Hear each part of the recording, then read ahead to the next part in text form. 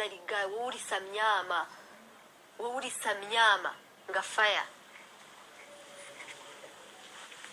ukwiye kwambara ijipo kambara ikanzu umuginga umugabo witwa ngo ni ariko inda yabyaye uriya mugabo mana yanje inda yamubyaye sinzi iyo nda rwose mana we amabere yamwonkeje kuko yewe munyamurenge mutekereze ibaga byibura ntasi ikibyarirano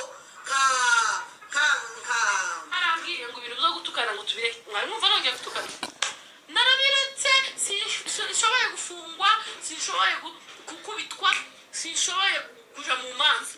Nanone ntiturebe hafi twimvishe ko ibifite kutwinjiriza cyane ari amacakubiri ari amatiku niho dushobora gukura ama views. Hari n'igihe dushobora kuba twakora ibintu bidafite views uyu munsi ariko ejo bikazaba bifite views. Buri cyiza kigenda gahoro ikibi kirihuta ariko nanone nta garanti kiba gifite. Byaramuka ukagira intege nkeya cyangwa se ibigira nkana ukaba washora imbaraga mu kibi ariko nawe ubwawe ububizi neza ko utarimwo uragana heza. Bizagira hamwe bamwe bishugwe kugira ngo asebye mugenzi we, hari uzagera handi yishugwe kugira ngo yishye mugenzi we. Kuri communication itangaza makuru cyangwa se ibyo dutangaza nanone twongeye kuganira kuri information sharing, amakuru do sharinga muri community na makuru ameza ate.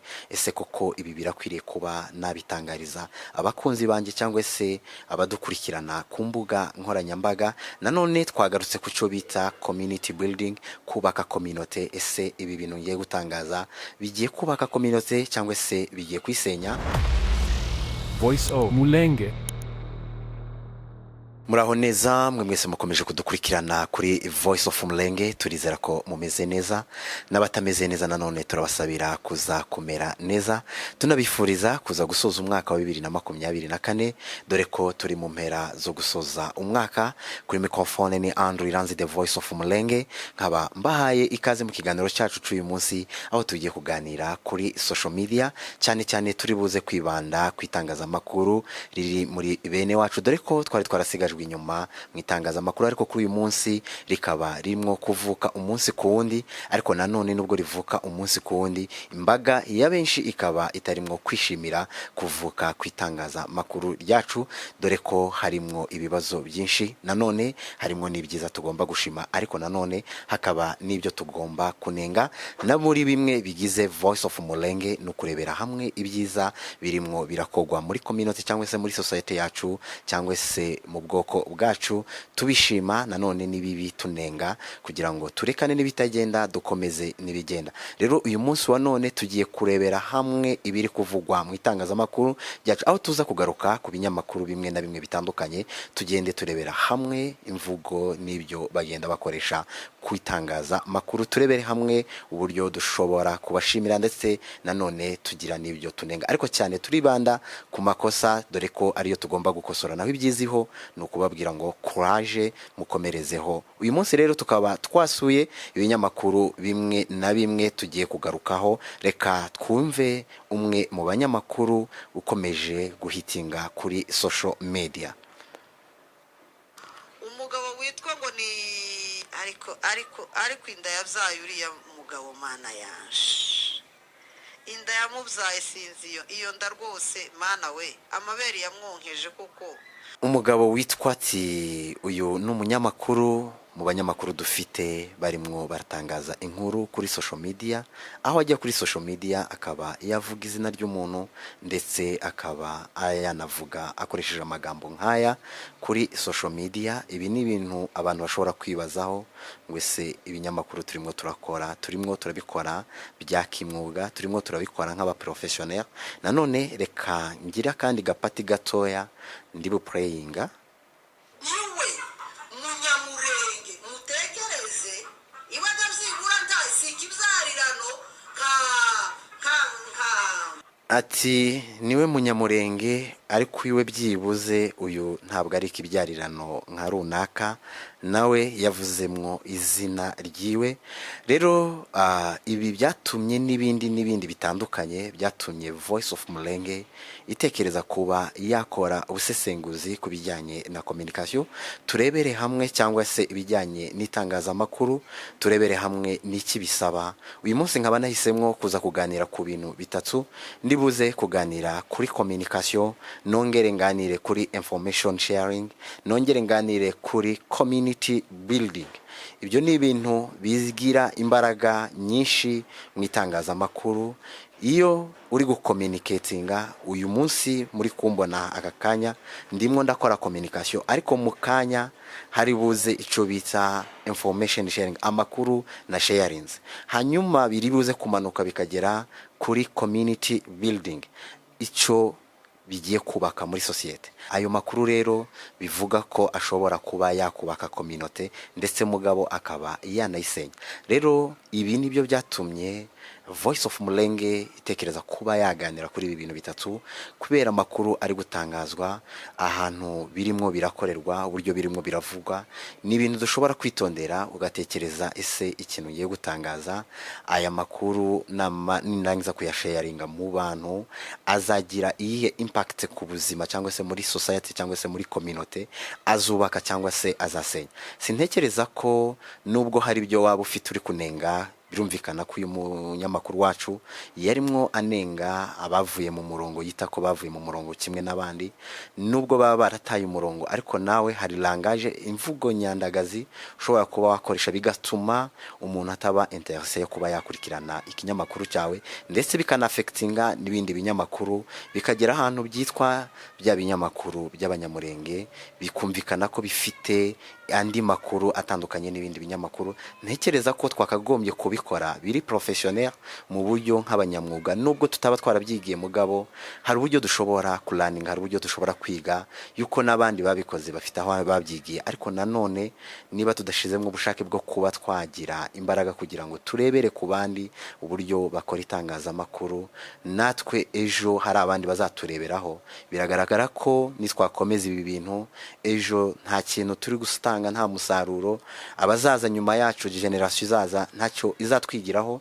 Sintekereza ko umunyamakuru w'umunyamwuga nubwo waba ufite side ubogamiyemo ushobora gukoresha ivugo nk'izi zo kuba wakwinjira mu buzima bw'umuntu, ukaba wavuga mu izina, ukaba wagera ahantu uvuga ngo ni kinyendaro, ukaba wagera ahantu uvuga ngo inda yamubyaye. Ntekereza ko n'ibintu bishobora gukomeretsa ubwoko, bishobora gukomeretsa ndetse n'abandi benshi batandukanye barimwo baradukurikirana. Ntabwo ari kinyamakuru cyacu, ahubwo ni kinyamakuru cy'isi, nubwo ari we waba warakifunguriye, ariko cyavuye ku rwego rwawe y'ukuri kurikiranwa n'abantu benshi batandukanye, kandi harimo aba intellectuel mu by'ukuri bishobora kuzafectinga message zacu, zishobora kuzajya zidakurikiranwa, zitumvikana, kubera ko hari bamwe muri twebwe barimo barakora ibintu bidagagombye gukorwa. Sintekereza ko umuntu tugomba kumukosora, dushobora kumukosora kimwe nawe nkuko yakoshe. Ntekereza ko umuntu wavuye mu murongo abafite impamvu, kandi natwe twakagombye gushora imbaraga mu gushakisha imbaraga n'uburyo na systeme strategie dushobora gukoresha kugira ngo tugarure uwo muntu. Ariko nanone dukoze nk'ibyo yakoze kugira ngo ave muri community, natekereza ko uyu muntu tutamufasha. Hari langage dushobora gukoresha nziza zatuma agaruka, nanone hari langage dushobora gukoresha mbi zikaba za affecting ubuzima bwe, bikaba byarushaho kugira ngo akomeze abe ikihebe. Kandi uyu muntu turamukeneye. Niba hari umwe muri twebwe utagenda neza, twakagombye abanyamakuru twakagombye kubigiramo uruhare kugira ngo turebe uburyo twakoresha imbaraga za social media cyangwa se itangazamakuru ryacu kugira ngo tubashe kumugarura. Ariko nanone mu gihe tubashe gukora nk'ibyo akora, natwe ntaho twaba dutaniye. Sintekereza ko umusazi yagutera ibuye nawe watora ibuye ukumva ko nawe ugomba gutera ibuye ukarimutera. Ntekereza ko mwembi mwaba mukoze nk'iby'abasazi. Ntekereza ko ikintu cyakagombye gukorwa no gutekereza inkuru tugiye gutangaza ese mu by'ukuri iri buze guhindura iki muri community. Rero uyu ni umunyamakuru wacu, hari ibyo tumushimaho ariko nanone hari ibyo tumunengaho. Kujya kuri kamera, kuri social media, ibi ni ibintu bizakomeza igihe kirekire, n'abana bacu bazaza bakabireba, kuza basangaho amakuru y'amacakubiri, amakuru ya kuvuga izina biri personal. Mu by'ukuri bizatuma benshi batatugana mu itangazamakuru, aho tuzadutumira abantu baba intellectuel cyangwa se abantu basobanutse, akumva ko atari ngombwa kuba yatwitaba bitewe n'ishusho turimo turagaragaza kuri social media. Ari nayo mpamvu navuze ngo twari twarasigajwe inyuma mu itangazamakuru, ariko kuri uyu munsi rikaba riri kuvuka umunsi ku wundi, ariko mu kuvuka kwacu rikaba ritarimwo kwishimirwa na benshi bitewe n'umusaruro ririmo gutanga. Itangazamakuru ni ryiza, kandi social media mu by'ukuri irimo ibintu byinshi bitandukanye. Ntabwo ari itangazamakuru, abandi bageze kure. Hari abantu bari kwiga ku ma university akomeye bakakura ama masters za Cambridge, bariyo kandi bari kwigira muri Africa. Harvard bariyo bari kwigira hano muri Africa bitewe n'imbaraga za social media. Social media ni igikoresho gifite positive na negative, ni igikoresho gifite ibyiza n'ibibi, ni igikoresho ni inkota ikebera ubugi bwombi biterwa n'uburyo wayikoresheje. Rero mu by'ukuri abanyamakuru bacu, social media tumenye uburyo tuyikoresha kugira ngo bize kugaruka muri bya bintu bitatu navuze. Communication ibe nziza, nanone information sharing, amakuru turi gutanga, dutanga amakuru meza yubaka community, yubaka yaririya navuze community building, twubake ntasenya. Ariko nanone nitwashora imbaraga mu gusenya kuruta gushora imbaraga mu kubaka, bizarangira twese twasenyutse. Yuko nobody perfect, nta muntu numwe udafite intege nkeya, ahubwo no kwimvisha ko intege nkeya zawe zigomba kwihanganirwa na mugenzi wawe, nawe ugomba kwihanganira iziwe, kugira ngo twubake communication, twubake community yacu. Ariko nanone kugira ngo n'itangazamakuru ryacu ritera imbere, nuko tugomba kubikora biri professionnel mu buryo nk'abanyamwuga. Nubwo tutaba twarabyigiye, ariko ubu ibintu byaroroshe, tugomba gukora ama research kuri social media, n'ubundi niyo igomba kubidufashamo kugira ngo tube twabasha kugera kure cyane, kandi iri tangazamakuru ryacu ribe ryatanga umusaruro, ntiribe itangazamakuru ryo gutukana cyangwa se ry'amatiku, ahubwo ribe itangazamakuru ryo kuba twakoramwe ama business, kuba twakangurira abantu kujya mu mashuri, kuba twakangurira abantu ubumwe, kuba twakwereka benshi ubushakashatsi badashobora kuba bageraho bitewe n'inararibonye turi kugaragaza dufite mu itangazamakuru. Nubwo twaba twarabifunguye ari inyungu zacu, ariko nanone ntabwo biba bikiri inyungu zacu mu gihe urimo gukurikiranwa n'ibihumbi. Ni inyungu z'ubwoko, ni inyungu za Grara, abadukurikiranya bumva ururimi rwacu ndetse n'abashuti bacu n'abavandimwe. Rero uyu ni umunyamakuru wacu, turagira ibyo tumunengaho, nanone turagira n'ibyo tumushinga kuba yarafashe icyemezo cyo kuba yajya mu itangazamakuru. Hari byinshi byiza afite yatugezaho, ariko nanone nibibi tugomba kubinenga kugira ngo turekane n'ibitagenda, dukomezanye n'ibigenda. Rero reka dusimbukire ku wundi munyamakuru nawe umaze igihe avugwa kuri social media, nawe turebere hamwe ibyo agenda avuga bitandukanye. Wowe uri Kazariga, wowe uri Samyama, wowe uri Samyama ngafaya, ukwiye kwambara ijipo, ukwiye kwambara ijipo, ukambara ikanzu. Umuginga w'umuginga. Uyu nawe ni umunyamakuru wacu muri community yacu, nawe urimwo urahitinga, urimwo uratangaza inkuru, ndetse ufite ama views menshi, urimwo gukurikiranwa n'imbaga ya benshi. Ariko nawe izi ni language agenda akoresha kuri social media, mwagiye mubyiyumvira. Ariko nanone aha wakwibaza ngo ese mu by'ukuri ibi biratuganisha he? Ibi birimwo biratwubaka muri bya bindi navuze muri communication. Ese iyi communication yiwe iratuzanira ayahe makuru? Iraza kubaka yihe society? Iraza kubaka iye community? Bya bindi twavuze community building, kubaka community. Irubaka cyangwa se irasenya? Ibi ni ibintu ushobora kuba wakwibazaho nk'umuntu utekereza kure. Ese iri tangazamakuru ryacu ririmwo ririyongera umunsi ku wundi, ririmwo riratuganisha he? Ariyo mpamvu Voice of Mulenge yatumye ikora ikiganiro ikiganiro cyo kuba yaganira kuri social media ni igikoresho gifite imbaraga nyinshi gishobora kudukura kuri level imwe kikatugeza ku yindi level ishimishije, ariko nanone gishobora no kutugeza ku rundi rwego rubabaje, gishobora kutwubaka, nanone gishobora kuba cyana dusenya, bizategwa n'uburyo twagikoresheje. Twavuze ko ari inkota ikebera ubugi gombi, rero bizaterwa n'uburyo turimwo turayikoresha n'uburyo turimo turya. Ariko nanone hari byinshi tugomba kunenga nubwo byaba bimeze gutyo, kugira ngo turusheho kuba twabikora. Nubwo hari byo turi kuvuga bitandukanye kuri social media, ariko nanone hari n'abantu bavuga ngo ni channel zabo, ariko nubwo yaba ari channel yawe ntabwo ikiri channel yawe mu gihe waba ufite aba followers bagira mu bihumbi 6, iba yabaye channel y'abantu. Reka ngira kandi gapati praying kugira ngo tubashe gusobanukirwa, kugira ngo tubashe kuba twagira ico tubivugaho. ushaka mbere amategeko kuri cano yanjye guhera uyu munsi ndanabibabwiye, ku kamenyero kanyu ko kuza kumera amategeko kuri cano nifungura ugende mufungura izanyu. Sinayifitega no gufungura cano, ariko kubera akamenyero k'iyi nyankaragata Ati sinari mfite gahunda yo gufungura cyano, ariko kubera inyankaragata yatumye mfungura cyano. Byumvikane ko yayifunguye ashaka kuba yahangana.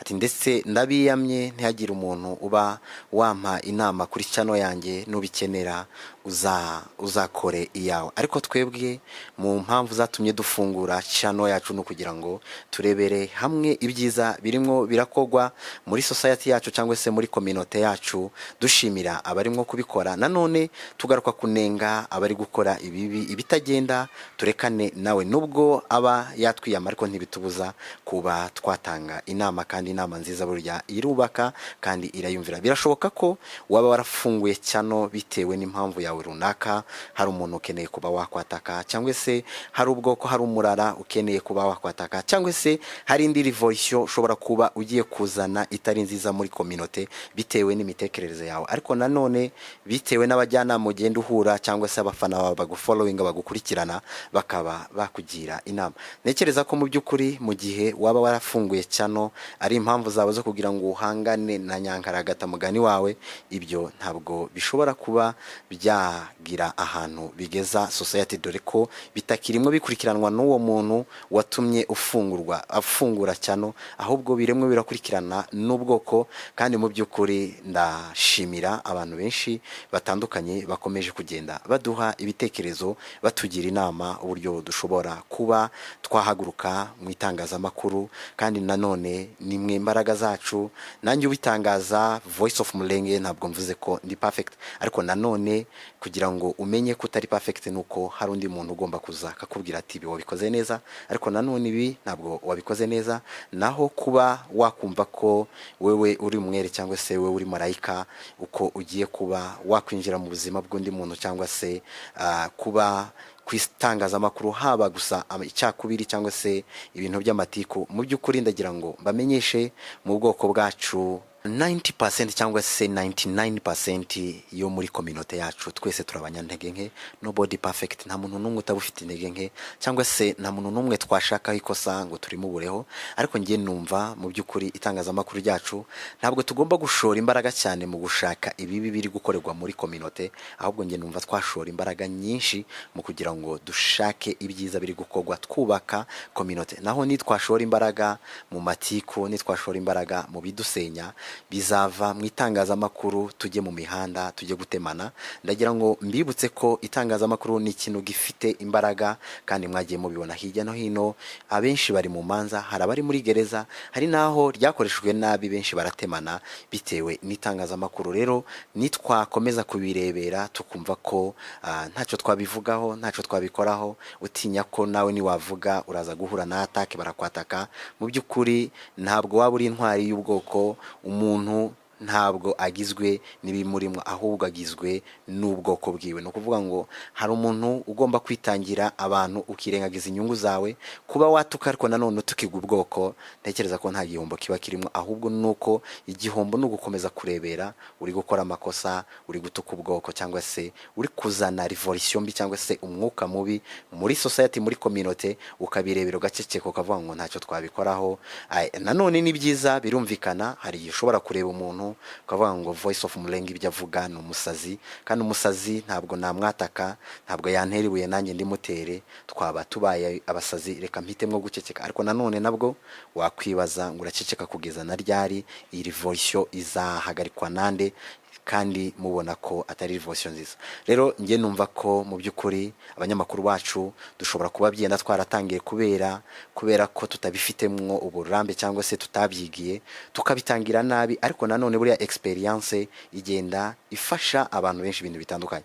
Dushobora kwirefera ku bandi kugira ngo natwe abazaza bazagira ico batwireferaho. Ariko nanone nitwakomezanya n'uru rugendo, nitwakomeza kugendera muri iyi revolution cyangwa se muri uyu mwuka, ntekereza ko abari inyuma yacu bo bazakomeza batemana. Nta kintu na kimwe umurage tuzaba tubasigiye ni uw'amacakubiri, ni uwo gusenya. Uri umunyamakuru abameze nka pasiteri abashumbye abakristo benshi, harimo abanyantege nkeya, hari abarafite umwuka mwinshi, ariko nanone iyo agiye gutanga ijambo ribahera rimwe, ntawe aheza, ntawe avuga ngo uriya n'umunyantege nke nabanza asohoke. Mureke twe gusohora abafite intege nkeya, ahubwo dukoresha itangazamakuru ryacu kugira ngo tunenge abafite intege nkeya, ariko nanone dukoresheje langage, imvugo nyandagazi mu muco wacu Kinyamurenge. Murabizi ko ntabwo ari byiza, kandi ntabwo tukirimo dukurikiranwa n'abanyamurenge, turi kumwe turakurikiranwa n'isi yose muri rusange. Rero nitwafungura cyane tugiye kwatakana, tugiye guhangana, ndatekereza ko ubwoko turimo turabushira ahantu haratari heza, kandi nanone benshi bazabidushimiramo. Niba ari n'ama views turi gushaka tuzayabona, kubera ko nibyo batwifuriza. Ntabwo batwifuriza ubumwe, ntabwo batwifuriza urukundo, ntabwo batwifuriza gukomezanya umuco wacu, kubera ko nitwagaruka muri Glarak urasanga ubwoko bwacu tugifite umuco, imiryango icubatse. Aho nabahera urugero hano muri Kenya, ntekereza kuzanye topic cyangwa se content yo kuba wavuga ku macakubiri. Nta miryango ikaba muri Kenya yarasenyutse mu banyakenya, nta miryango bagira. Nta muntu warazwa ijoro no kumva ngo runaka bamuvuze urya, yuko ntabwo iyo ari business yo, kubera ko barangije gusenya. Ariko twebwe kubera ko bikiri umuco kandi bifite agaciro, imiryango yagiye dukamira, yagiye twubakira. Mu by'ukuri twe gusenya, twe kudestroyinga rya jambo navuze community build. Rero rishobora, iyi community yacu izubakwa na information n'amakuru turi gutanga mu itangazamakuru, tubifitemo uruhare kugira ngo twubake community. Nanone dufite uruhare rukomeye rwo kuba twarisenya, kandi dufite experience y'ahantu hagiye hasenyuka, abantu bagiye batemana bitewe n'itangazamakuru. Itangazamakuru mureke ibe intwaro dukoresha kugira ngo twubake ubwoko, kugira ngo twiyubake, kugira ngo tutere imbere, kugira ngo dukangurire abana bajye mu mashuri, kugira ngo tumenyeshe abantu bakoreshe social media. Ntabwo gusa social media ari YouTube. Social media ifite ibintu byinshi, ifite department nyinshi. Hari abandi bubatse ama YouTube barimo kuhacururiza, barimo kuhamamariza ibikorwa bikomeye. Naho twebwe kuba tugiye kuhamamariza amacakubiri, amatiku, abanyakenya nibo bakunda kuvuga ngo ni mushene. Rero ntekereza ko mu by'ukuri n'ahantu bizatuganisha. Rero Voice of Mulenge, izi ni intego zayo, ni bimwe mu kugira ngo ibashe gukangurira abantu ibyiza, nanone igira icinenga yuko nico twayishiriyeho kugira ngo nijwi ry'Imurenge, no kugira ngo ivuganire Imurenge ndetse n'abashuti bacu n'abakunzi bacu nabumva ururimi rwacu muri Glarak. Nanone reka dusoza tugana ku musozo, tugaruke ku kindi kinyamakuru naco tugira ico twabivugaho. Arambwiye ngo ibintu byo gutukana ngo tubireke. Mwumva nongeye gutukana. Narabiretse, sinshoboye gufungwa, sinshoboye gukubitwa, sinshoboye kuja mu manza. Kuri turi abantu bafite imanza nyinshi siboza. Ati mwarambwiye ngo sinzongere gutukana, narabiretse, murumva ngitukana. Impamvu nabiretse, sinshoboye gufungwa, sinshoboye gutukwa, sinshoboye kujya mu manza. ibi biri clear ku byo narimwe mvugana. Mu by'ukuri nitwakomeza muri urugendo rwo kuba twashora imbaraga cyane mu matiku, bizageraho tujya mu manza, bizageraho dutemana, bizageraho dutukana, bizageraho tubura inshuti n'abavandimwe. Rero mu by'ukuri itangazamakuru nk'uko twarivuze rifite impact ku buzima bwacu, haba muri community yacu, haba mu baturanyi, haba mu bavandimwe. Ibi ni ibintu bigaragaza ko mu gihe dushobora kuba twayikoresha nabi, hari byinshi twasenya, ariko nanone mu gihe twayikoresha neza hari ibyo twakubaka. Rero iki ni ikinyamakuru naco kigenda gitangaza inkuru nyinshi zitandukanye, ariko nabo turabashimira ku byo batangaza, bivuga ko nabo batukana ariko batubujije bande nabo bashobora kuba barafunguye cyano yabo bafite impamvu byenda yo kuba batukana, cyangwa se batabifitemwo experience, batabifitemwo uburambe, nta nararibonye bafite mu itangazamakuru, ariko byenda abafana, abakunzi babo bakaba barabagira inama, bajyanama, bakababwira ati ibyo muri gukora ntabwo ari byo, nubwo mwaba mwarafunguye cyano ari inyungu zanyu, ariko nanone mureke gutukana, bishobora kuba byabaganisha habi. Rero mu by'ukuri dushobora kuba twarafunguye cyano zacu ku nyungu zacu, ariko nanone mu gihe turimo turakurikiranwa n'imbaga y'abantu, ntabwo ikiri cyano yacu, ni cyano y'abantu, ni cyano y'abaturage, ni cyano tugomba gucishaho ibintu byiza bifitiye akamaro society cyangwa se community yacu, cyangwa se abaturanyi. Ntitwiyumvishe ko ari inyungu zacu, nanone ntiturebe hafi twiyumvishe ko ibifite kutwinjiriza cyane ari amacakubiri, ari amatiku, niho dushobora gukura ama views. Hari n'igihe dushobora kuba twakora ibintu bidafite views uyu munsi, ariko ejo bikazaba bifite views.